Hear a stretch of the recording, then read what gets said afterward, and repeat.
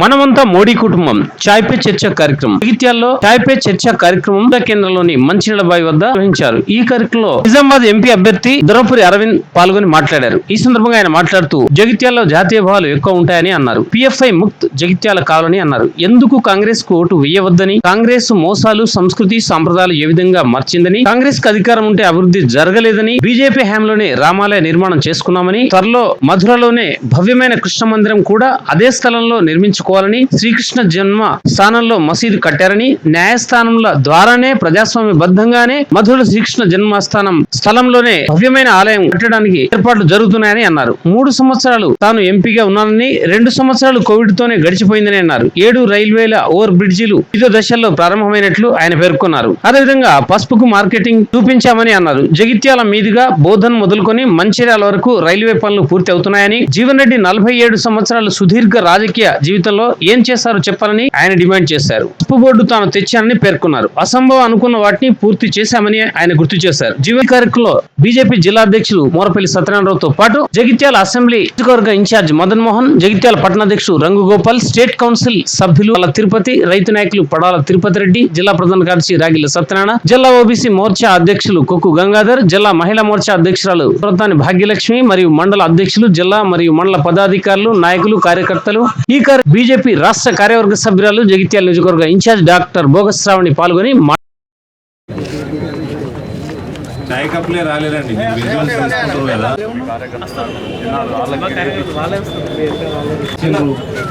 మాట్లాడతాండి, దయచేసి మాట్లాడదాం. మనకు మోడీ గారు ఉజ్వల గ్యాస్ ఇచ్చారు, చాలా సంతోషం.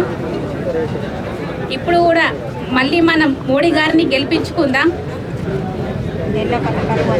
ఎన్నో పథకాలు, సిలిండర్లు, అన్ని బియ్యం అన్నీ ఇచ్చారు. మనం కూడా మళ్ళీ మోడీని గెలిపించుకుందాం. టైంలో లాక్డౌన్లో మనిషి అందరికీ ఫ్రీ బియ్యం ఇచ్చారు. ఇప్పుడు తర్వాత ఉజ్వల గ్యాస్ అని ఇచ్చారు. కరోనా టైంలో లాక్డౌన్లో ఖాతాకు 500 రూపాయలు పంపించారు. ఫ్రీగా 3000 రూపాయలు ఇచ్చారు ఖాతాకు. అవి మేము అన్నీ పొందినాము. అందుకే ఇప్పటికి కూడా మేము మోదీ గారినే గెలిపించుకోవాలని అనుకుంటున్నాము. కాంగ్రెస్ ప్రభుత్వం మనకు కావాలా? రాముడికి గుడి కట్టించిన బీజేపీ ప్రభుత్వం మనకు కావాలా? బీజేపీ ప్రభుత్వానికి ఓటు వేయాలి. ఆర్టికల్ 360 రద్దు చేయించింది నరేంద్ర మోడీ. కాంగ్రెస్ను బాగా చూసి విసిగెత్తిపోయి మోడీ గారి మీద ఉన్న ప్రేమను తట్టుకోలేక వచ్చిన మనుషులం మేము ఇంతమంది ఉన్నాం. ఇక్కడ కట్టరు హిందువులం ఉన్నాం ఏర్పడకుండా. కాంగ్రెస్ కష్టపడటం కూడా నరేంద్ర మోడీ గారి ప్రేమను చూసి ఆపుకోలేక ఏం చేయాలో అర్థం కాక వచ్చి ఆయన దగ్గరికి వచ్చి దాసోహం అయిపోయినాం అలాంటి వాళ్ళు. అది నరేంద్ర మోడీ గారికి ది ఫాదర్ ఆఫ్ ఇండియా. ఆయనకు ఇండియాలో ఆయన నుంచి ప్రపంచంలో ద బ్రాడ్ మ్యాన్. ఆయనకు మనం ఎంత ఇచ్చినా తక్కువనే. ఓటేద్దామండి. 400 సీట్లు అప్కి బార్ 400 బార్ ఇద్దామండి. ఒక్క ఓటేసేద్దాం. ప్రపంచంలో మనల్ని ఎంత గొప్పగా చూస్తున్నారండి ప్రపంచ దేశాలు. ఒక్కసారి బయటకెళ్ళి చూద్దామండి. హిందువులము, ఇండియన్స్ అంటే గర్వంగా కాలర్ ఎగిరే చూపెడుతున్నామా లేదా? 5వ ఆర్థిక వ్యవస్థ చరిత్ర వీళ్ళ మాదిగ దండరకు ఉంది. దాన్ని చూసినటువంటి మరి ఏదైతే చంద్రబాబు నాయుడు ఆ రోజు అయినప్పుడు రామచంద్రరాజు కమిషన్ వేస్తే ఆ కమిషన్ రిపోర్టును ఆధారంగా అప్పుడు ఉన్నటువంటి ఏదైతే బీజేపీ ప్రభుత్వం 2000 సంవత్సరంలో అప్పుడు ఈ అమలు చేసిన సమయంలో మాకు ఏదైతే రిజర్వేషన్లు 1950లో మాకు వస్తే 2000 సంవత్సరం వరకు ఎస్సీల్లో ఉన్నటువంటి దాదాపు 92,000 ఉద్యోగాలు వస్తే అందులో 72,000 ఉద్యోగాలు ఒకే సామాజిక ఉద్యోగాలు మరి రావడం జరిగింది. ఏదైతే మేము అని చెప్పడం వల్ల అప్పుడు సుప్రీంకోర్టు టెక్నికల్ సమస్య చూపెట్టి మరి చట్టాన్ని తీసేయడం జరిగింది. ఈ చట్టాన్ని తీసేసిన సందర్భంగా ఏదైతే నమస్కారం, జై శ్రీరామ్. ఇవాళ జగిత్యాల్లో మనదంతా మోడీ కుటుంబం చాయ్ పే చర్చ కార్యక్రమం చేసుకోవడం జరిగింది. మీ ముందరనే కార్యక్రమం మొత్తం కొనసాగింది. మీరందరూ కూడా వీక్షించారు. భారతీయ జనతా పార్టీ నరేంద్ర మోడీ గారి నాయకత్వం ఏ రకంగా అయితే ప్రతి ఇంటికి ఏ రకంగా ఒక జాతీయత భావం జగిత్యాల్ ఇవాళ నాకు నిజంగా అంటే చెప్తారు జగిత్యాల గడ్డ మీద జాతీయత భావం ఎక్కువ ఉంటుందని ఇవాళ నేను చూసిన. నేను పర్సనల్గా వీక్షించిన ఇవాళ జగిత్యాల్లో పిఎఫ్ఐ ముక్త్ జగిత్యాలు కావాలి మనం. కాబట్టి ఎందుకు కాంగ్రెస్కి ఓటు వేయొద్దు? కాంగ్రెస్ దశాబ్దాలుగా ఏ రకంగా మనందరినీ మోసం చేసింది, ఏ రకంగా మన సంస్కృతిని సాంప్రదాయాల్ని మార్చేయడానికి ప్రయత్నం చేసింది. అన్ని రకాలుగా అభివృద్ధి అయితే వాళ్ళు మోడీకి దగ్గరలో రారు. వాళ్ళు వాళ్ళ చేతికి అధికారం పోతే దోసుక తినడు తప్ప ఏమీ లేదు అని వాళ్ళ జగిత్యాల వాసులు ఏ రకంగా మాట్లాడుతూ ఉన్నారు. ఇవాళ అభివృద్ధి కావాలన్నా, మనకు మన జాతి క్షేమం, దేశ రక్షణ, మన సంస్కృతి, మన సాంప్రదాయాలు, రామ మందిర నిర్మాణం పట్ల ప్రజలు ఏ రకంగా హర్షం వ్యక్తం చేస్తూ ఉన్నారు. ఇదే గడ్డ మీద నుంచి నేను చెప్తా ఉన్నాను, అతి త్వరలో మనము మథురాలో కూడా భవ్యమైన కృష్ణ మందిరం కూడా వహి అక్కడనే కట్టుకోవాలి.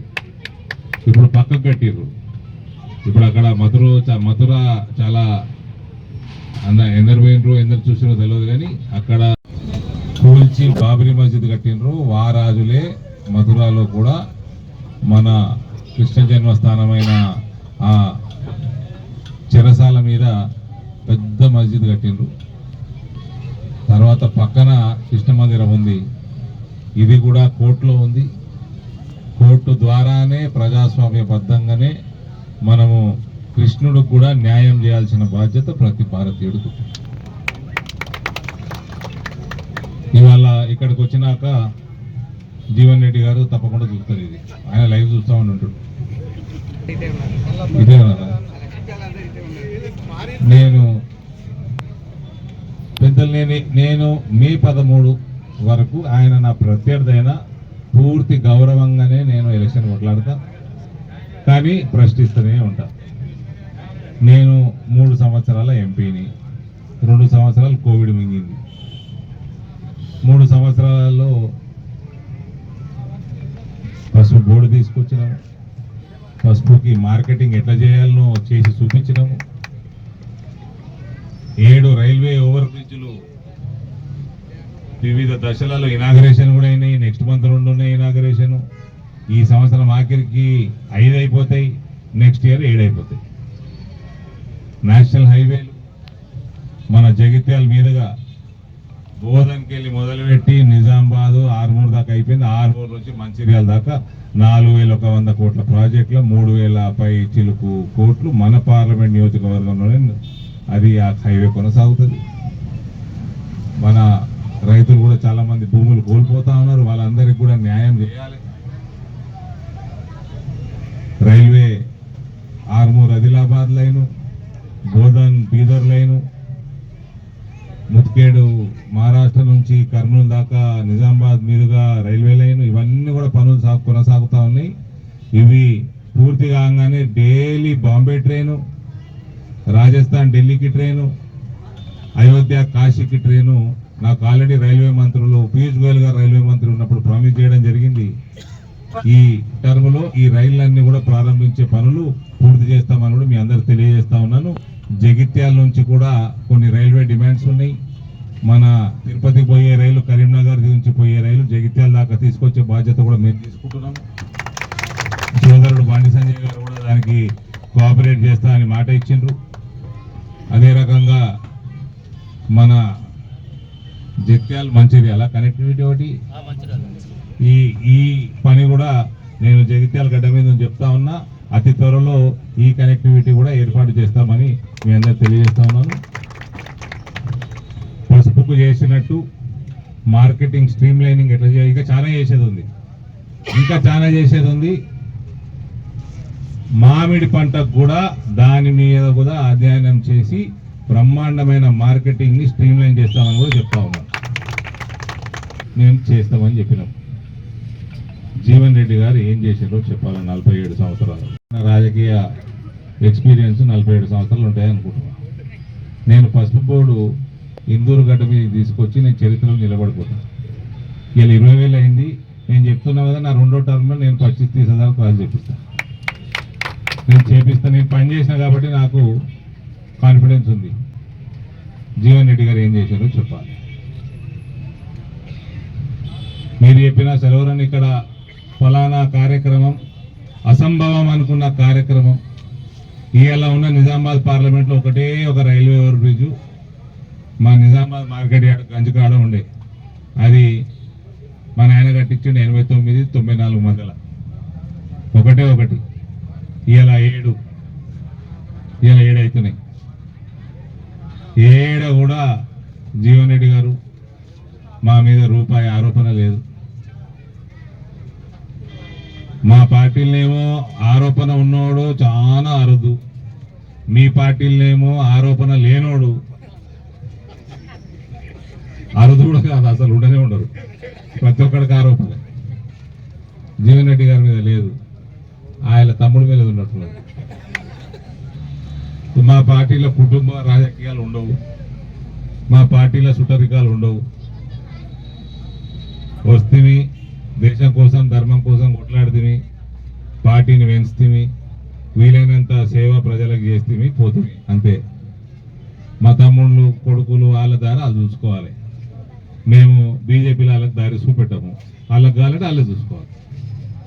నా దారి నేను చూసుకున్నట్టు, మీ మిత్రులు డి శ్రీనివాస్ గారు సంబంధం లేకుండా మా దారి నేను చూసుకున్నట్టు.